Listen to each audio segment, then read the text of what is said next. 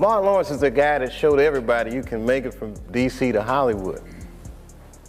And I had a personal stake in his success. Every time he did something, it made me feel inspired and really good. Malcolm-Jamal Warner has died at the age of 54. Warner accidentally drowned while swimming in the ocean Sunday afternoon, 54 years old. Warner is best known for his role, of course, as Theo Huxtable, Cliff's son, on The Cosby Show. Dave Chappelle gets up to do a comedy routine in Boston, though he's denying he was in Boston. But it was well advertised, and there are many people who walked out of his performance. So I don't know what he's doing, saying he wasn't there. In a perfunctory manner, he says, I don't agree with what Hamas did on October 7th. The news of Malcolm-Jamal Warner's sudden death has sent shockwaves across Hollywood and beyond. Known and loved by millions as Theo Huxtable from The Cosby Show, Warner wasn't just an actor. He was a cultural figure who grew up on America's TV screens, a symbol of intelligence, positivity, and family. On the surface, the story surrounding his death appears tragic but simple. While vacationing in Costa Rica, Warner drowned after being pulled into a strong ocean current. Despite desperate attempts to resuscitate him, including 45 minutes of CPR by bystanders and emergency responders, he was pronounced dead at the scene. Yet, as the days passed, the details began to grow messier, sparking questions, suspicions, and eventually shocking revelations. According to Dave Chappelle, Warner's death may not have been a tragic accident at all. In his words, Warner was taken out. Why? Because he had refused to sell his soul. For Chappelle, this story sounded all too familiar. Nearly 2 decades earlier, Chappelle himself walked away from a $50 million Comedy Central deal, fleeing the country for South Africa. At the time, the media branded him as unstable, calling him paranoid and mentally ill. But over the years, Chappelle has insisted his exit was an act of survival, a desperate attempt to escape the same hidden forces that he now claims caught up with Warner. The eerie parallels are hard to ignore. Warner, just like Chappelle, reportedly turned down offers from powerful industry figures. These weren't just ordinary roles. They were deals designed to compromise his beliefs and his integrity. Warner spoke openly about how he had been fortunate in his career, able to be selective and careful about the roles he accepted. Guided by his mother, he pursued longevity and authenticity rather than shortcuts and stereotypes. But in Hollywood, saying no to the wrong people can come with dangerous consequences. Some fans and researchers believe Warner's death carried symbolic weight beyond coincidence. He died at age 54. 5 plus 4 equaling 9, a number often referred to as the number of completion.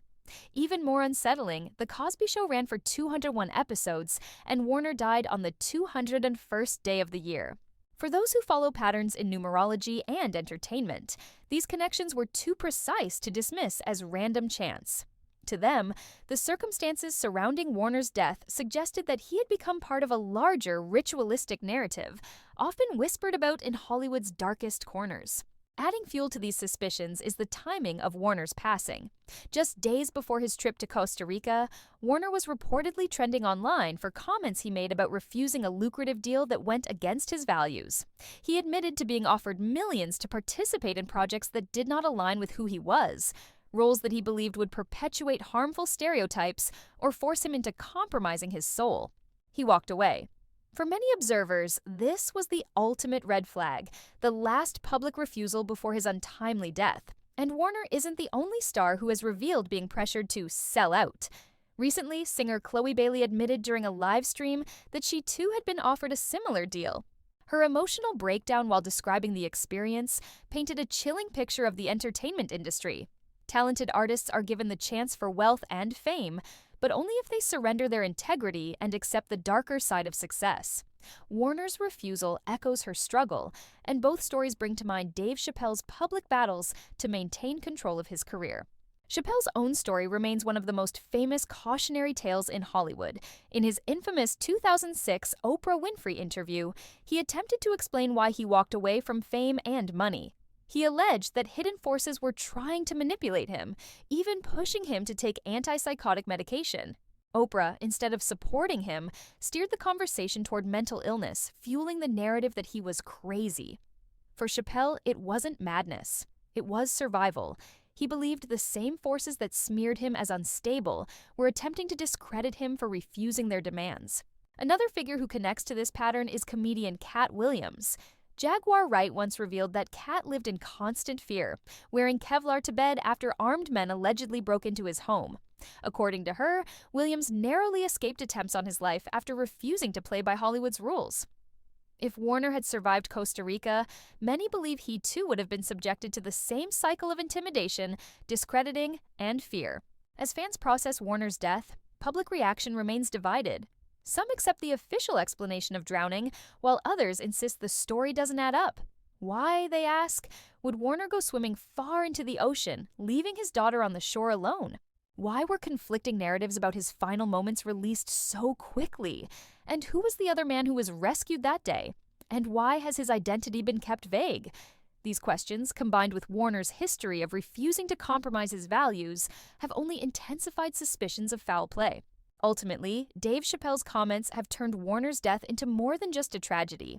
It has become a symbol of Hollywood's hidden power struggles. If Warner truly lost his life for protecting his integrity, then his story stands alongside those of Chappelle, Cat Williams, and others who dared to say no. The public may never know the full truth, but the patterns are becoming harder to ignore. For those who followed Warner's career, the official narrative doesn't sit right. He was more than just another actor chasing fame. Warner spent years building a reputation as a grounded, thoughtful, and selective artist. Unlike many in Hollywood who jump at every opportunity, he often spoke about the importance of longevity, about choosing roles that uplifted rather than degraded. Guided early by his mother, Warner turned down projects that would have compromised his soul, even if it meant missing out on fame and money. That integrity made him respected, but it may have also made him a target. Enter Dave Chappelle. Out of his own long silence, Chappelle resurfaced to reveal a chilling truth. Warner didn't just drown, he was taken out.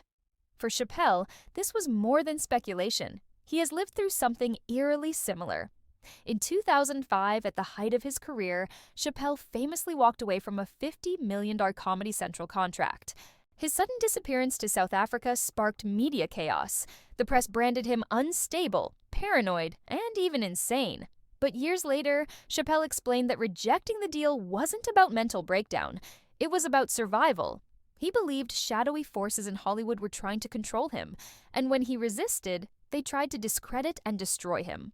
That's where the parallels with Warner become impossible to ignore. Both men were pressured to accept offers that went against their beliefs. Both rejected them. The difference is that Chappelle fled across continents to save his life, while Warner thought just saying no would be enough. Tragically, it wasn't. What makes Warner's case more disturbing is the symbolism surrounding his death. He passed away at age 54.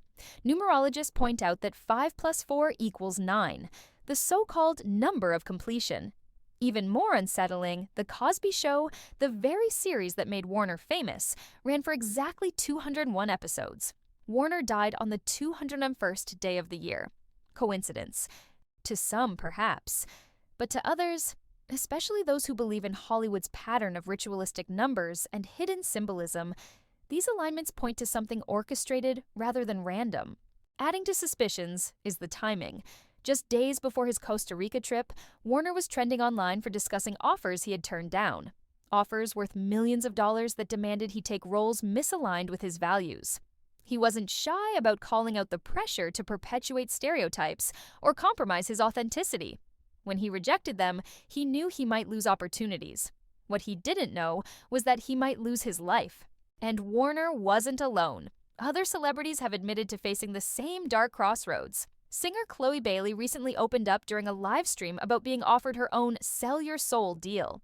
Her tearful breakdown revealed how deeply this pattern runs. Artists are pushed to surrender integrity for power and longevity, while those who refuse are left vulnerable, ridiculed, or worse. Her words struck a chord with many, especially in light of Warner's fate, because they echo a larger narrative. Hollywood doesn't just reward compliance, it punishes defiance. To understand why Dave Chappelle's voice in this story matters so much, we must revisit his infamous 2006 interview with Oprah Winfrey. Sitting across from one of the most powerful women in media, Chappelle tried to explain why he walked away from his show and his fortune. He spoke of manipulation, of being pushed to take antipsychotic drugs, of being pressured to play a game he didn't want to play. But instead of supporting him, Oprah steered the conversation toward mental illness, asking him repeatedly, if he had lost his mind.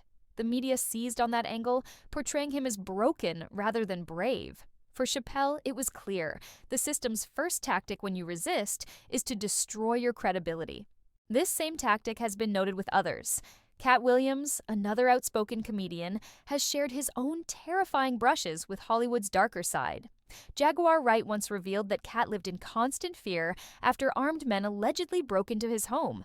According to her, he even slept wearing Kevlar, bulletproof armor, just to feel safe.